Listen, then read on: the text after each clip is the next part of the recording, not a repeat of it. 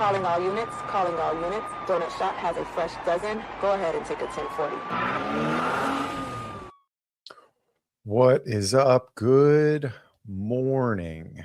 Welcome to Coffee and Donuts. I'm just waiting on Instagram. I thought Instagram was going to go live, but I guess I don't. Oh, there we go. Got it to go live on Instagram, and now I can switch screens back and see what's going on. Sorry, excuse me. A little coffee for the morning. Drinking some more of that, what we've got left of the Salvadorian bag of coffee, which sadly we're almost out of. I think I said it last week. I gotta do some research on the bag and see where see if maybe that company distributes coffee to some other named brand that exists in America that we don't have to send family members to El Salvador to buy us coffee. All right. So good morning. I see Juliet's in here. Hit the like. I have my coffee. Yep. Hit that like button if you're in here watching. Drop a like. That'll be great. And it helps the algorithm, tells YouTube to send the show out. And if you're on Instagram, hello Instagram. I know it might be easy to watch me in vertical, but maybe think about coming over for Coffee and Donuts in YouTube and subscribe in YouTube. Anyways, yeah, I don't know. Is there Iranian coffee? I know that, like I said, when we were in El Salvador and we were in that one coffee plantation, they had bags labeled for Saudi Arabia. So I think that the desert is probably not hospitable enough, even though they may be in that the zone between the Tropic of Cancer and Tropic of Capricorn, near the equator, to be able to do it. I don't know. I should probably pull it up on a map instead of saying dumb crap that I might be wrong about. But I would think that in a country that is mostly dry, that it would not be feasible to make coffee, because I mean, excuse me, coffee, I would think, is very particular about. Yeah, I think. I mean, I know there's Ethiopian coffee. So Ethiopia is like right there on the same latitude as like Somalia, Djibouti. So there is Ethiopian coffee, but I think Ethiopian coffee may come more from the western side of Ethiopia, not the desert side. Literally just making this up. So I don't really know. I'm just using educated guesses. So it may come from the mountainous western side of Ethiopia. But anyways, if that was just a trick to get me to talk about Iran, I don't necessarily want to talk about. Well, I hope we don't have to send any of our boys and girls into Iran. I hope that the people of the country can have a swift takeover of their government and at least right the ship, you might as well say it, into slightly more Western ideals, which is apparently what it seems like we're doing. More of that, cut the head off of someone who disagrees with us that we feel like we can beat up. Anyways, don't necessarily want to talk about that, because Sunday mornings are for chilling and getting set for the week, recapping this week, which was a busy, crazy week. So I did, oh man, where did we start? I think I talked about it, but last week, but I went and I helped, I worked for, side job, Michael Morgan, Resilient Warrior Nation podcast. He's a good guy he's been on my show. He's part of Counterculture Inc. And he started Monday for the first time. He did a gym workout podcast. I followed him and former Navy SEAL Jeff Gum around a gym while they did a workout. Mike kind of hurt his back while he was just stepping off of a step trainer, which I feel bad for him on that one because I know how that can work. And I had them mic'd up wirelessly, and they had conversations, and I filmed it. But the gym was cool with it. There was actually several influencer types in the gym. There was this bodybuilder that's pretty famous, I guess, has his own podcast. He was in there filming content. So it was kind of a content creation gym. A lot of people filming their squats and deadlifts and trying to show off their booties. What's up, Joe? Good morning. Good morning up at camp. And so I followed him around I followed him and Jeff Gum around, filmed that. I edited it when I got home because I had another one Wednesday. So I wanted to kind of get the feel for it, because to edit or to film, I think it's hard to film something that you don't know how the edit's going to turn out. Like you film it, and at least it's for me, maybe there's super professional people that can just edit anyone else's film and just make it look like something.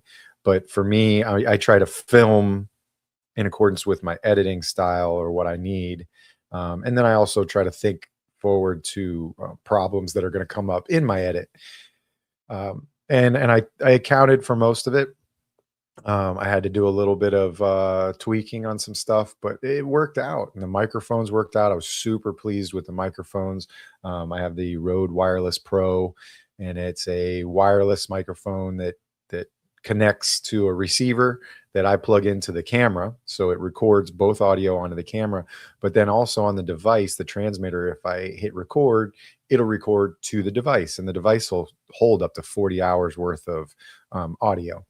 So it's awesome, because then I also recorded on the device, and I had a backup for the audio. If something clipped out or something like that, I could pull the audio, which happened. Mike's microphone didn't sync with the receiver on the camera, so I needed to use his audio from the microphone to make sure that you could hear him. Otherwise, he was kind of in the distance from Jeff's microphone. I know, sorry, super nerdy, but that's me. And so it worked out. The edit looked pretty cool. Mike's happy with it, which is obviously the customers happy with the product. So it's kind of the biggest thing that I'm working for. So I edited that on Tuesday.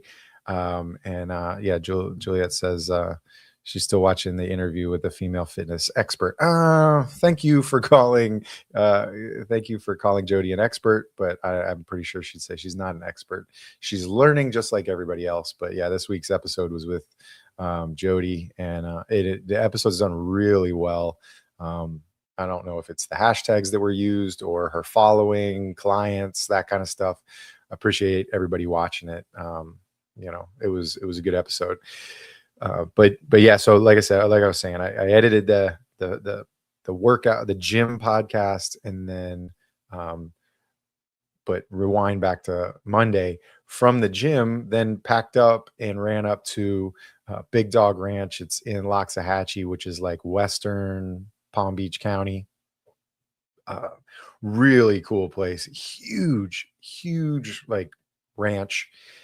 And it's Big Dogs or Big Dog Rescue Ranch. And they have all kinds of rescue dogs, very giving of their time, a lot of volunteers there, employees and stuff. It's a big philanthropic effort. The owner knows all kinds of people. She was name dropping everywhere, telling us all these people. And they get a lot of donations to help build the buildings and stuff. And the one building that we were in, that we filmed the podcast in, is a kind of veteran rah America type building. Very cool. Supposedly have some other cool murals that I didn't really see. I didn't really do a tour. I just kind of went in and set up, strictly professional in there. But the idea is that they're going to train therapy dogs for veterans. So they're going to work with these dogs, that they take as rescues, train them to be therapy dogs. As they have veterans sign up, the therapy dogs train 3 times a day for several weeks to get there. Hey, what's up, Colt? Good morning. Thanks for jumping on. The veteran, the dogs are trained 3 times a day for however many weeks they got to train to be a companion for a vet. And then as the vets get signed up or they come into the fold, the vets have to come at least every other week to train with the dog as well, because you can't just train a dog and then assume that the dog's owner or, the caretaker is going to be able to work that dog or have that dog listen to commands and stuff like that, no matter how good your training is. So it's very cool, because then that vet comes in, gets to work with the dog, and then they can help form that bond, with the dog or not, and maybe switch to another dog, that kind of thing. So it's really spacious area. They had this awesome like dog bone pool that was huge. I was ready to jump into it. And so it was cool. It was a cool, like, kind of backdrop out the window from in this room where we were filming the podcast, and worked out again, a few little, like, not glitches, but curveballs that I had to field. And it's exciting to me to be able to field curveballs and take good, be able to solve it, take care of it. I just sidebar into that. We were watching the show Pitt, the medical emergency department show out of, Pittsburgh. It's on HBO. I enjoy watching it last night, like when we turned it off, and I was like, because I love the high paced atmosphere. It brings me back to like police work. Like I enjoyed it was a drug when we were on a scene that just really needed to get managed. The stressful environment, managing your people, managing the what's going on the scene and stuff. So they're kind of constantly getting barraged with all kinds of medical emergencies, different questions, different things. So watching it kind of like gets me gets me happy. It doesn't get me excited, doesn't freak me out. It gets me happy, because they're doing a good job of relaying that stress, but that competency to get the job done with what they're doing. So I enjoy it. So, but yeah, back to Monday. Monday was cool. We wrapped up some interesting opportunities. I talked to one of the management there, and he was like, man, like, what a setup you have here for this podcast stuff. Really cool that you have this going on. And he's aware that I have this show, Donut Shop Podcast. And he said, hey, would you ever come up here and do some podcasts? Because they're really, with allowing people to podcast out of there, they're getting the word out, because obviously you want to mention where you're at and you want to talk about it. And so I was like, yeah, I mean, that's a little far for me, because where it is in Loxahatchee is like, an hour and 15 minutes from me, give or take, depending on the time. And of course we wrapped at like 5 o'clock. So that was 5 o'clock, me headed out to the turnpike in Florida to head home, which was just even driving on Southern Boulevard or whatever I was on. I don't know if I was on Okeechobee or what. It's just busy. It's rush hour, Palm Beach traffic, that kind of thing. So I was a little, I just went and I just grabbed a coffee, and actually, no, I got a shaken black tea lemonade. So an Arnold Palmer, basically, from Starbucks, and a little banana bread, and hold me over until I got home. Took a little extra time, but it was great. And I'm in the middle of that edit right now, and it was cool. It's cool. So it's a big undertaking for that edit, because they had four people sitting at the table. So you have, that's 4 sets of audio, 4 cameras. So I'm working on I'm getting ready to start the multicam edit for that. I did the color grading and kind of making everything look even. And now getting set with that because it's a paying client, so I got to get that work done before I get mine done. But first, I prepped this week's episode with my buddy Jesse Gossman. He's a veteran of the National Guard, deployed to Iraq in 2003. He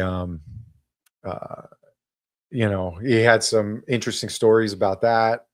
Then he became a police officer while still in the Guard. Police officer for the city of Fort Lauderdale, dive teams. He's got some dive stories. And then became a detective and ultimately like really focused on cryptocurrency and crypto fraud, that kind of stuff, like the victims here. And got a good story. I cut some reels that I think will demonstrate parts of the podcast to help draw people into the episode. And I'm really excited about that. And of course, as Juliet and I were talking about Iran just very briefly, quite the story with him talking about some stuff in Iraq and traveling through the Middle East with the backdrop of what's going on in the Middle East right now. It just maybe it'll give it a little boost. Not like I'm necessarily trying. I didn't really look forward to a conflict in the Middle East, and especially wasn't looking for it to help me out with podcasts, but it is what it is. Hope everybody's safe. I do know someone in UAE, and they were sending me. I was messaging them a little bit just to make sure that they were safe during some of this. And they were more of the rallying cry, like, "Oh, look at that! They fucked with us in the UAE, and that means the US is going to come with a hammer," kind of thing. And I was like, "Oh gosh!" I was like, "All right." Anyways, like I said, didn't necessarily want to get into that, but thank you, George Lucas of podcasts. I'll take it. He's an excellent story writer. Wrote the lore that partially runs my background in my life over there. Hello, Scout Trooper. Another sip of coffee, everybody. But so yeah, and then so getting into Wednesday, I met up with Michael again at a different gym, and with a guy that I know, another former Navy SEAL. Mike's really into the Navy SEAL community, and met up with Taylor Kavanaugh. He's in town filming a whole crap ton of podcasts, and he's in town. You may formerly have seen him on a podcast that we produced with through Counterculture, Other Than Honorable podcast. Him and Jimmy Watson. So he was down and did a workout. That was cool to see him again, and then get that film that workout. It was a different gym, so it was a kind of different style place. So the shooting was a little different, but I was much more comfortable with what I needed to get accomplished for my edit. So I'm looking forward to that edit and excited about that. Thursday was my big day. Drove up to hang out with the boys at Anti-Hero. Mike calls it, or I think we're calling it The Studio, just The Studio. It's Counterculture, and there's Counterculture podcasts, and Anti-Hero broadcast is filmed in there. So we sat in on Anti-Hero broadcast during the day, the 11 to 1 show on Thursday. It was a great show, busy with contributors coming in. It's a very interesting way to do it, and in a good way to have other people with expertise come in and talk on the show. And it's just not Mike and Tyler kind of flapping their gums about stuff. They can bring in contributors that can, raise certain questions and then have conversations with them about it. So that was cool. And then I rolled it into 3 episodes of me filming, used the space to film an episode with Mike from Copville. I've never talked to him on my podcast. So I think a lot of people know his background and kind of where he comes from. So we didn't really get into that. Gives people an opportunity to go to his show and learn about his background. But we talked about like modern policing today. some of his gripes that you can see aired out on his podcasts and on his social media channels about modern policing. And I defended us SROs out there, that kind of stuff. So that's a good episode. That's coming up the 24th of March is when that's going to drop. Then I filmed one with Josh Ruahan, who did my smile tattoo on my finger. He's a fireman, and he did he has PTSD. We talked about the PTSD in his life, where it came from, and his treatment for it, and how it affected his life, all that kind of stuff. So it was a pretty deep podcast, talking about trauma and sort of how that builds up, and then certain triggers that happen, and other things that affect it, like admin and bosses and stuff. So I can definitely relate to portions of his story, and I think that'll be a good one. Sorry, I keep just saying my shows are going to be good, and I'm excited about them, but that's just me. Let's see. So then I rushed into the Anti-Hero studio to film a live, because Tyler's wife Heather was coming into the front side of the studio. You kind of can't have two different groups talking, because it's not like they're soundproofed walls between, out in the lobby area. So I went into the other studio and filmed a StreamYard style interview. It wasn't live, but I filmed it on there because the guy's in LA, and he's the Marine comic. He's a comedian and a Marine, and does shows at Marine Corps bases. And he's also branching out to first responders. So he's kind of getting his word out about about his comedy. I know in the future he's going to be on Anti-Hero broadcast, and then maybe we can even get him as Counterculture out here to do a show, do like a meetup with a show or something like that. So that's in the works. And he just has that kind of comedy that speaks to veterans, speaks to first responders, kind of that dark humor that sometimes, civilians don't know. Like, if you're showing up to a comedy show, you may not really get some of what they're talking about. So he's going for it. What's up, CC? Welcome to Coffee and Donuts. Grab your coffee.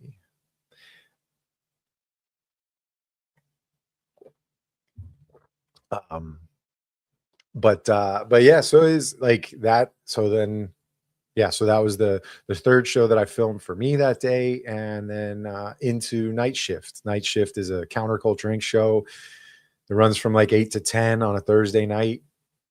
It's a live stream. It was fun. It was badass. Oh yeah, jumping on through IG. Respect. Appreciate that. And what's up, everybody over on IG? And it's a cool show, because it's kind of just, the idea is like, it's night shift. It's everybody out back of the hospital on a smoke break, or the midnight cops rallied around in their cars in a dark parking lot, talking crap and rapping. Like, we watched a few videos. We had a guy, Taylor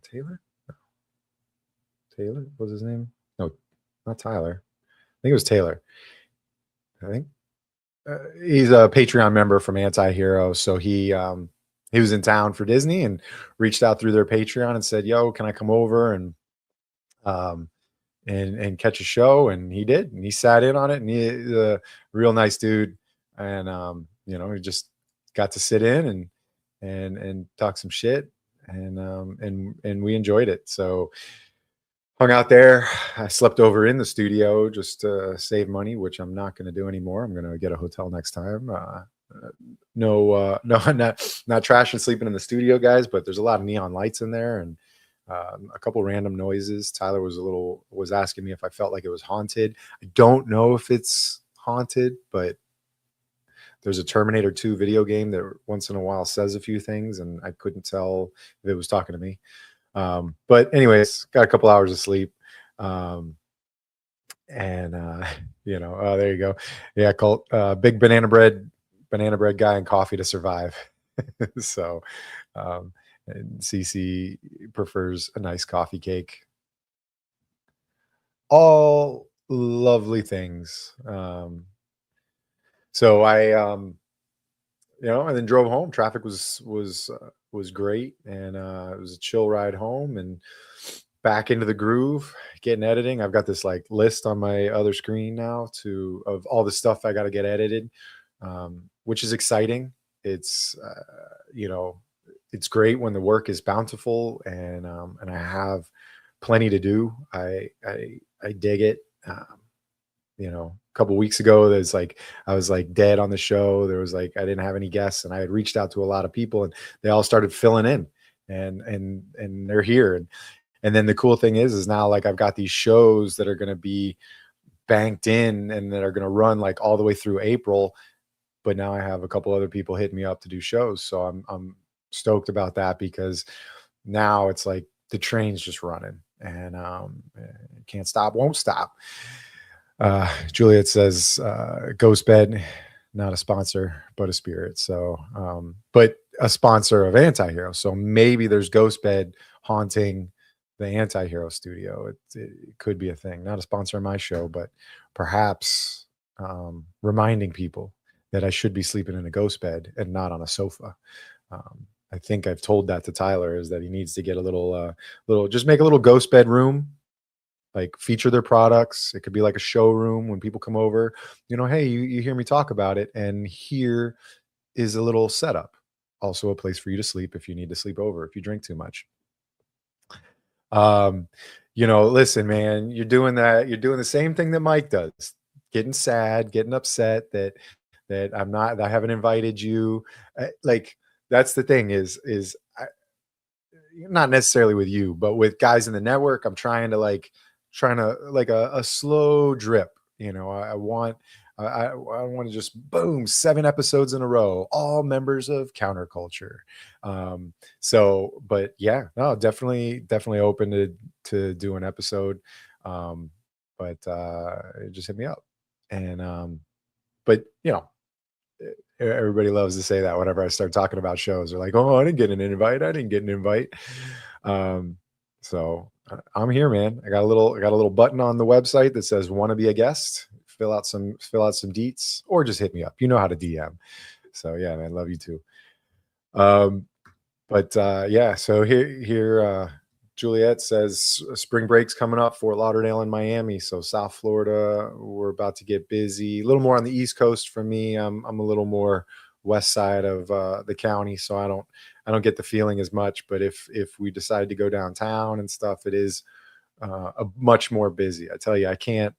The last time that I think it was actual St. Patty's Day. I met some people out on the beach in Fort Lauderdale.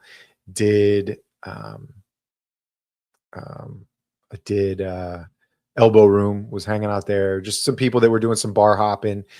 And we were up on the second floor balcony looking out over the beach. And you like look down on A1A, and there's these French barricades that are the fences that they put up just to keep people from jaywalking and just crossing the street aimlessly to get out to the beach, because they know there's so much more foot traffic during the spring break time.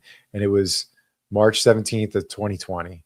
And if you remember, thank you, NBA, March 19th of 2020, pretty much the freaking, at least the United States, shut it down. So it's just, I remember standing up there kind of like reflecting and looking at all the people, and I was like, man, there's this like virus that's going around, and look at all these people, we're all just rubbing up on each other, no big deal, all that stuff. It's like, wow, and so it was crazy to watch. And then history goes through, and that was a turbulent time in life. The next couple years was a crazy time. And so I just look back to like that day, and it's like, man, that's kind of almost a marker. St. Patty's Day in 2020. Like, wow, what a day. And I had a great time that day. I kind of almost bummish, drunkenly laid down on a bench in a park right across the street from Elbow Room, called my boy Joe and said, I need you. I had taken an Uber downtown or down to Fort Lauderdale. So I wasn't driving, but I was just like, I am not in a state to get home. Lupe was, I think she was up in North Carolina. She was in Asheville on a girls trip. So when the cat's away, the mouse will play. Joe Joe came. We hung out a little bit longer, did some people watching, laughed at drunk people, which I apparently was one of, and then Joe brought me home.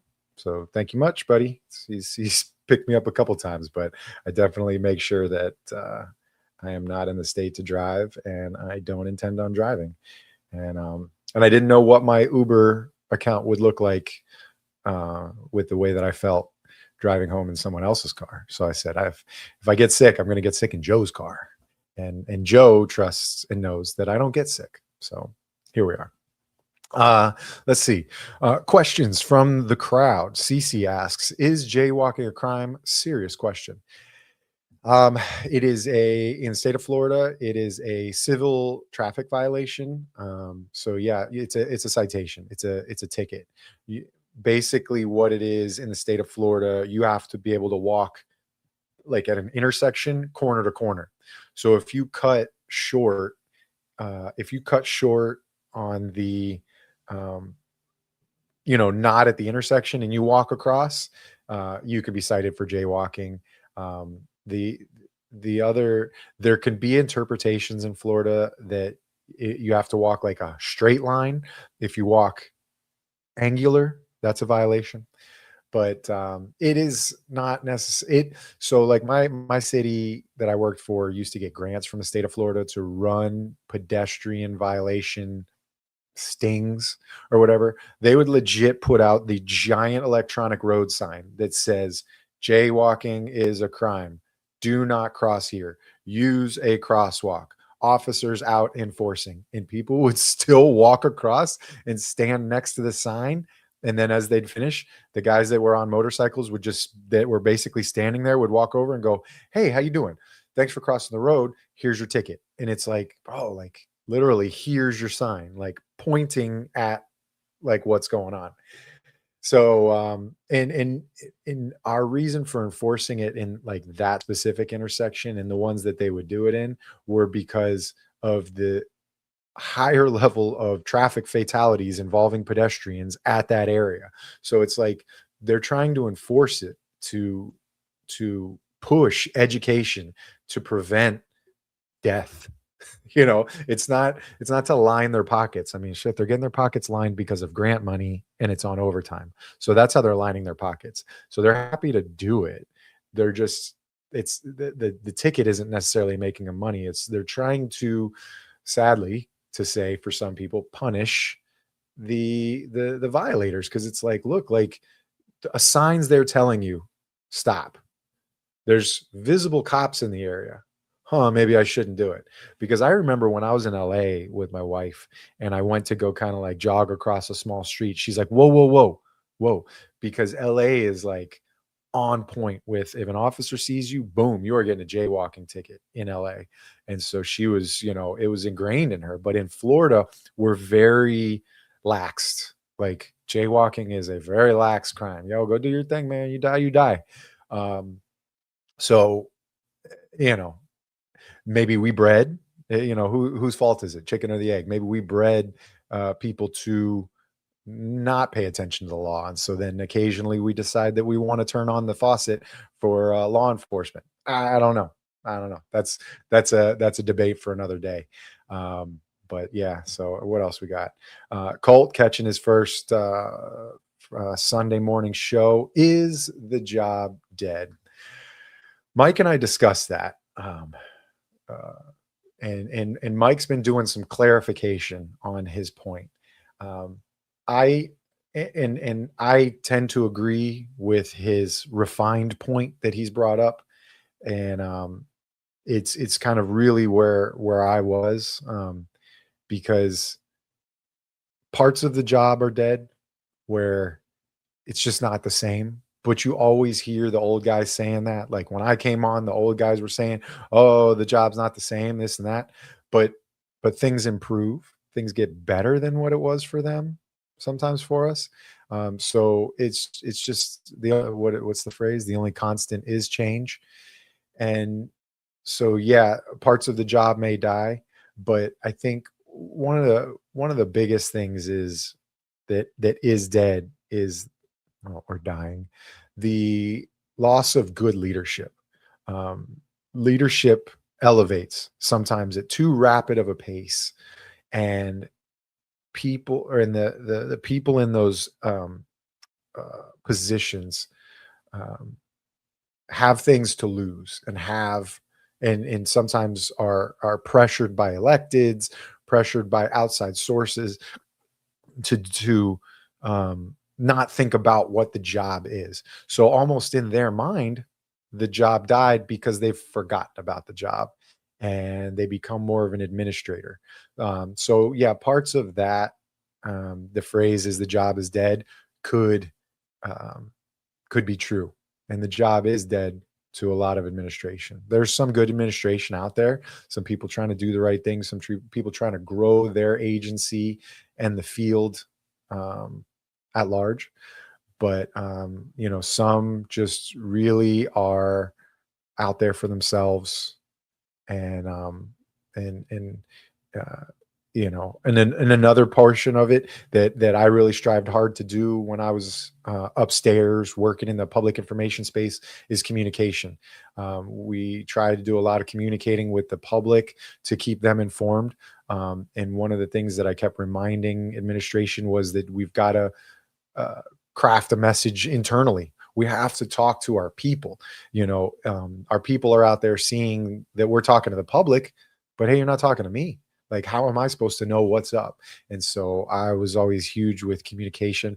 When I would send things out to the media, I would send it out to the police, like our department list serve, and say, like if it was a big deal, if it was something they needed to know, if it's just the news asking about an arrest, and can we get the arrest affidavit for our news story, and it's not a big deal. But if it was something for the police department, I would throw it out there a couple minutes before I would throw it to the media, to give our officers an opportunity to read the media release, the news release, and hear about what we're putting out there, what they're going to hear from the news in the next 15 to 20 to 30 minutes. So I wanted them to hear it first. So I that was my thing. But I also got kicked out of my job for not being a yes man. Sorry. Let's go down some more of these questions. That's where that's why yeah. So yeah. Conservative Chocolate Podcast's point to follow up from the job is dead. He said that's why he retired at 20 years on the dot. 20 years plus like 12 days. But yes, 20 years. Yeah, and you would cross the road just because of the sign. Like, yeah, I dare you to write me a ticket. I dare you. The more you tell me no, the more I want to live by the sword. You mean like the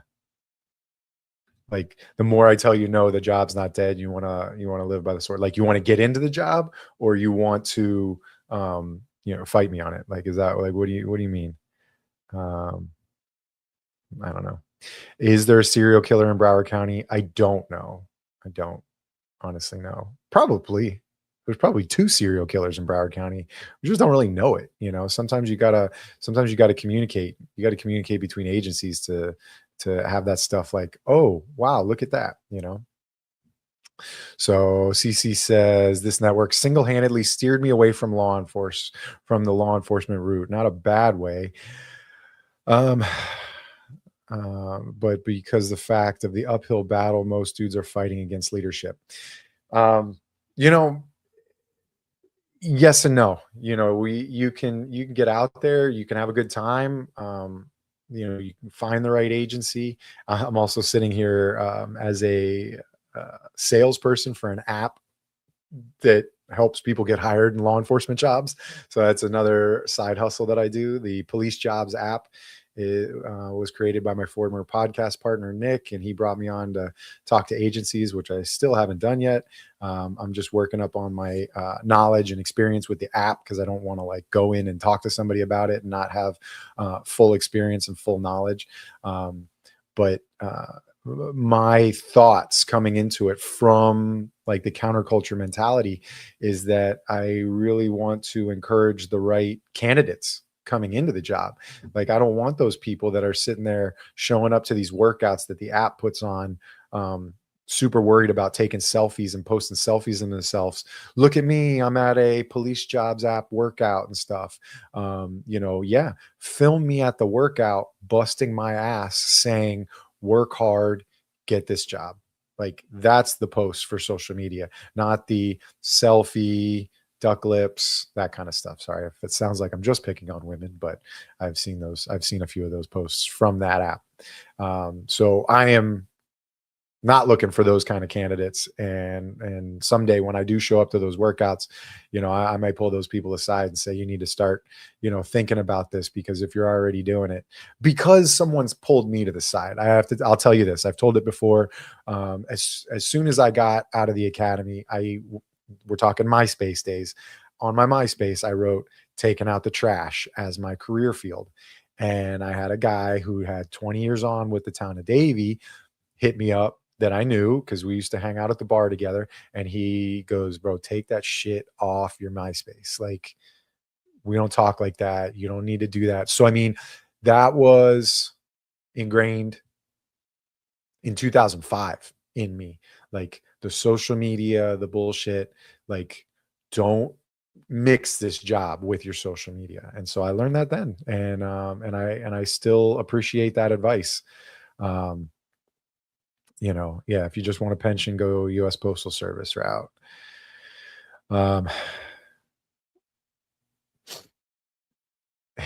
CC, it might be in the mood. How old are you, Colt? Colt said that and agreed with Colt. Jesus, Justin, just go to the Army Guard already. You're not that old. Me? Like, why you want me to go? Why you want me to go into the Army? No, you know what I'm actually going to do? Probably. I mean, I still have, what is it, March? I still have like 4 months left to truly decide, but I have to do a 6-month cooling off period. Not cooling off period, I'm just calling it that, like as if it's buying a weapon. A 6-month period before I can reapply into my city and go for the reserve officer program. They have a reserve officer program that works at the arena, and that's their sole purpose, is to work in the arena and kind of backfill open positions at the arena.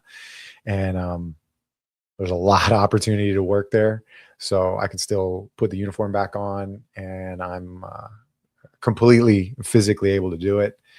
Happy to do it, and still get a little bit of that feel, a little bit of that camaraderie, root on the Stanley Cup champion Florida Panthers and that kind of stuff. So I'm really thinking about that, because that's just a little supplemental income for frivolous things for life that I can do.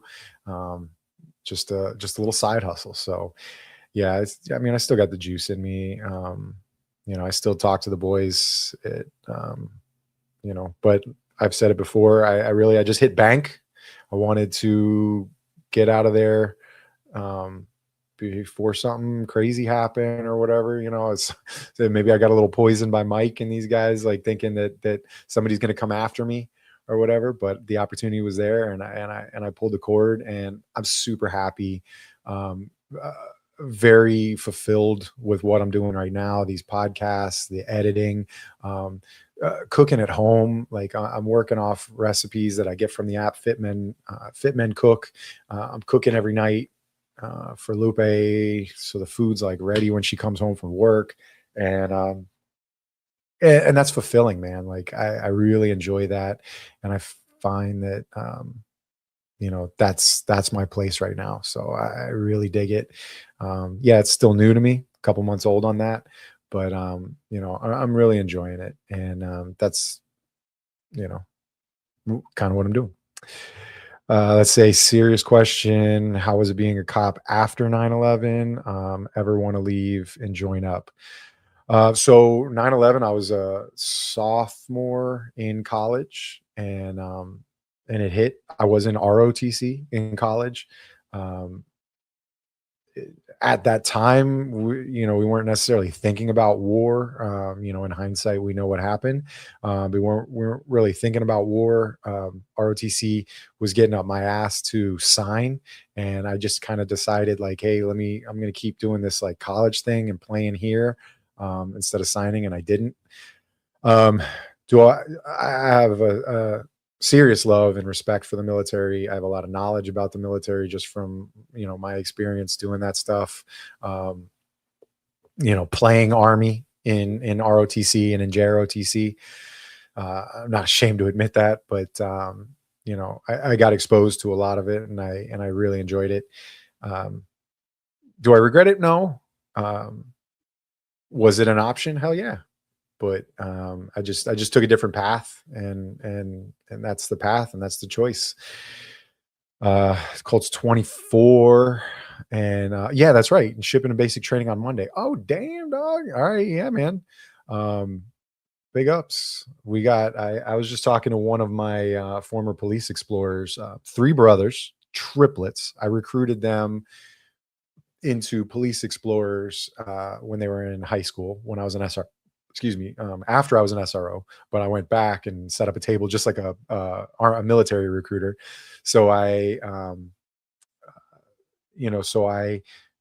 recruited them, and they were great. Two of them like really didn't want to do it. It was one of their brothers really pushing.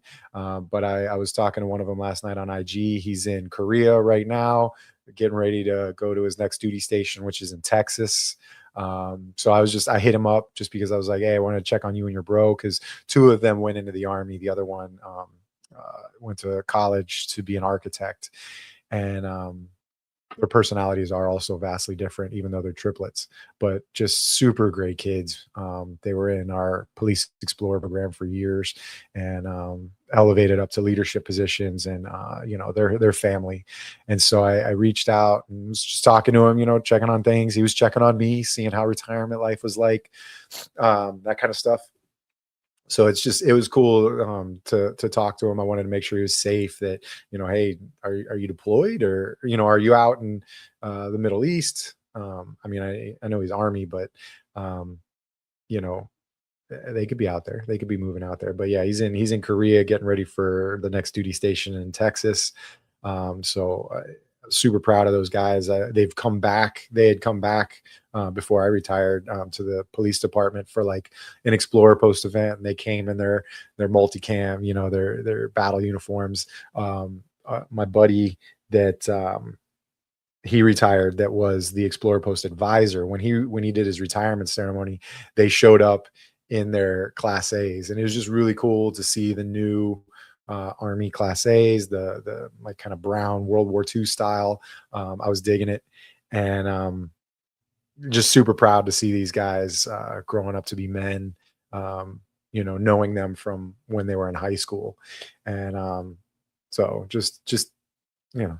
So I'm glad they're doing well, and I'm sure Texas sucks as a duty station. I can't imagine, unless you're like in like duty station like downtown Dallas or downtown Austin. Um, but yeah, Colt, man, I wish you pinks and greens. I wish you the best, Colt. All the luck, bro, in boot camp or in basic training, and hope we see you after. Hope we have an event or something like that, and you can make it out and say what's up, kind of tell us your stories and how it went. And super cool. Well, holy shit, look at that. 49 minutes. You guys kept me rocking and rolling. Usually it's about 30, sometimes a little longer, but I got to go get ready to hit the gym. Got an F45 workout today. Hope you guys all have a great Sunday. Get ready for that week. And you know, so yeah, we'll see you guys. Stay frosty. We'll have a great week. I got another episode that I'm recording this week. This guy's a pilot of a helicopter, but he's also a police officer, so pretty cool.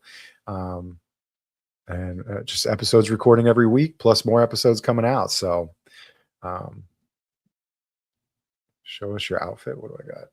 I got a human performance shirt. Human performance. DSP 20 gets you 20% off of your testosterone and human whatever replacement needs and stuff like that. So jump on it. I'm on it. Enjoy. All right. I'll get out of here and quit talking shit. Later. Calling all units. Donut Shop has a fresh dozen. Go ahead and take a 1040.